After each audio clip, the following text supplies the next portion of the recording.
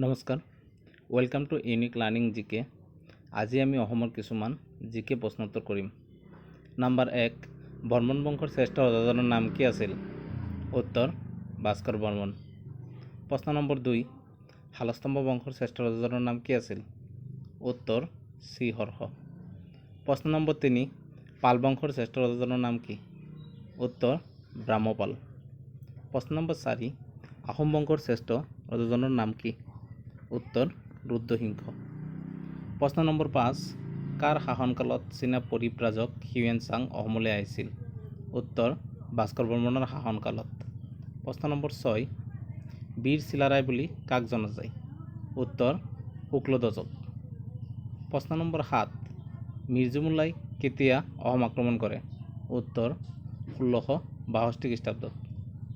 প্ৰশ্ন নম্বৰ 8, ইয়ন্দবু সন্ধি কেতিয়া হয়? উত্তৰ 1826 চনৰ 24 ফেব্ৰুৱাৰীত। প্ৰশ্ন নম্বৰ 9, ইংৰাজে পিয়লি ফুকনক কেতিয়া ফাঁচি দিয়ে?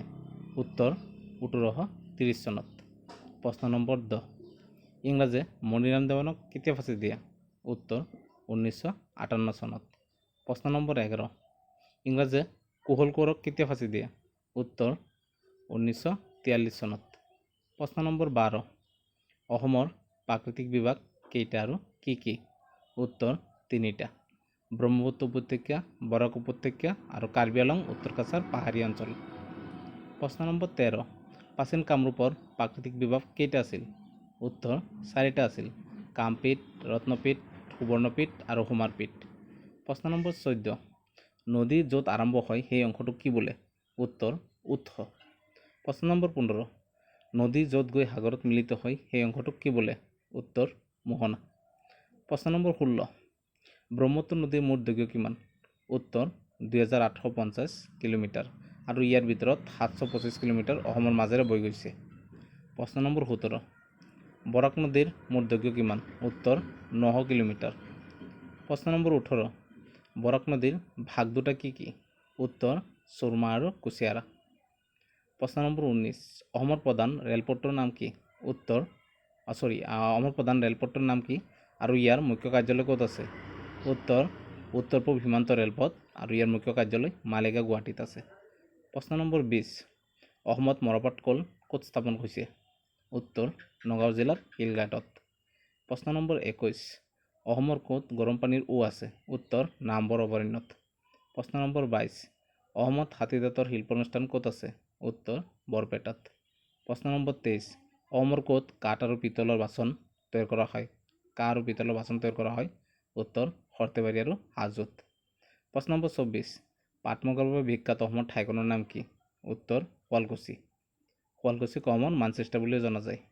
প্ৰশ্ন নম্বৰ 26, কিমান চনত গুৱাহাটী বিশ্ববিদ্যালয় স্থাপন কৰা হৈছিল? উত্তৰ 1948 চনত। প্ৰশ্ন নম্বৰ 27, গুৱাহাটী আৰু ডিব্ৰুগড় বিশ্ববিদ্যালয়ৰ আচাৰ্য কোন? উত্তৰ অসমৰ ৰাজ্যপাল। প্ৰশ্ন নম্বৰ 28, উচ্চ ন্যায়ালয়ৰ ন্যায়াধীশ কোনে নিযুক্তি দিয়ে? উত্তৰ ৰাষ্ট্ৰপতিয়ে। প্ৰশ্ন নম্বৰ 29, প্ৰশাসনৰ সুবিধাৰ বাবে কৰা ৰাজ্যৰ সৰু সৰু গোটসমূহক কি বোলে? উত্তৰ জিলা। প্ৰশ্ন নম্বৰ 30, জিলাৰ প্ৰধানজনক কি বোলে? উত্তৰ উপায়ুক্ত। প্ৰশ্ন নম্বৰ 31, জিলাৰ সৰু সৰু ভাগক কি বোলে? উত্তৰ মহকুমা। প্ৰশ্ন নম্বৰ 32, মহকুমাৰ প্ৰধানজনক কি বোলে? উত্তৰ মহকুমাধিপতি। প্ৰশ্ন নম্বৰ 33, মহকুমা প্ৰশাসনৰ বাবে কৰা ভাগবোৰক কি বোলে? উত্তৰ ৰাজচক্ৰ। প্ৰশ্ন নম্বৰ 34, ৰাজচক্ৰৰ প্ৰধানজনক কি বোলে?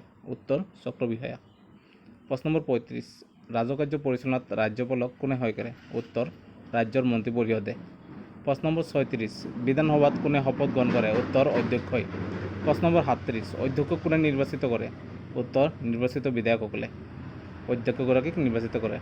প্ৰশ্ন নম্বৰ 38, অসম বিধানসভাৰ মুঠ সদস্যৰ সংখ্যা কেইজন? উত্তৰ 126 জন। প্ৰশ্ন নম্বৰ 39, ৰাজ্যৰ মন্ত্ৰীসভাৰ মুৰব্বীজনক কি বোলে? উত্তৰ মুখ্যমন্ত্ৰী। প্ৰশ্ন নম্বৰ 40, ৰাজ্যৰ শাসনৰ গুৰিয়ালজনক কি বোলে? উত্তৰ ৰাজ্যপাল। প্ৰশ্ন নম্বৰ 41, অসমীয়া কথাছবিৰ নিৰ্মাতা কোন আছিল? উত্তৰ জ্যোতিপ্ৰসাদ আগৰৱালা। প্ৰশ্ন নম্বৰ 42, ভাষাতত্ত্ববিদ বুলি কাক জনা যায়? উত্তৰ ডক্টৰ বাণীকান্ত কাকতি। প্ৰশ্ন নম্বৰ 43, গুৱাহাটী বিশ্ববিদ্যালয়ৰ উপাচাৰ্য কোন আছিল? উত্তৰ কৃষ্ণকান্ত সন্দিকৈ। প্ৰশ্ন নম্বৰ 44, অসমৰ প্ৰথম ৰাজ্যপাল কোন আছিল? উত্তৰ ছাৰ মহম্মদ ছালেহ আকবৰ হাইদাৰী। প্ৰশ্ন নম্বৰ 45, অসমৰ প্ৰথম চাহ খেতিয়ক কোন আছিল? উত্তৰ মনিৰাম দেৱান। প্ৰশ্ন নম্বৰ 46 সামৰিক বাহিনীৰ বীৰ চক্ৰ সন্মানেৰে বিভূষিত কৰা প্ৰথম মহিলাজন কোন আছিল? উত্তৰ উৎপল বৰুৱা। প্ৰশ্ন নম্বৰ 47 দাদা চাহাব ফাল্কে বঁটা পোৱা প্ৰথম অসমীয়া কোন আছিল? উত্তৰ ডক্টৰ ভূপেন হাজৰিকা। প্ৰশ্ন নম্বৰ 48 জ্ঞানপীঠ বঁটা লাভ কৰা প্ৰথম অসমীয়া কোন আছিল? উত্তৰ ডক্টৰ বীৰেন্দ্ৰ কুমাৰ ভট্টাচাৰ্য। প্ৰশ্ন নম্বৰ 49 অলিম্পিকত যোগদান কৰা প্ৰথম অসমীয়া খেলুৱৈজন কোন আছিল? উত্তৰ দীপাংকৰ ভট্টাচাৰ্য। প্ৰশ্ন নম্বৰ 50 অসমৰ প্ৰথম মহিলা মুখ্যমন্ত্ৰী কোন আছিল? উত্তৰ ছৈয়দা আনোৱাৰা তাইমুৰ। প্ৰশ্ন নম্বৰ 51 সাহিত্য একাডেমী বঁটা লাভ কৰা প্ৰথম অসমীয়া মহিলা কোন আছিল? উত্তৰ নলিনীবালা দেৱী। প্ৰশ্ন নম্বৰ 52 অসম সাহিত্য সভাৰ প্ৰথম মহিলা সভাপতি কোন আছিল? উত্তৰ নলিনীবালা দেৱী।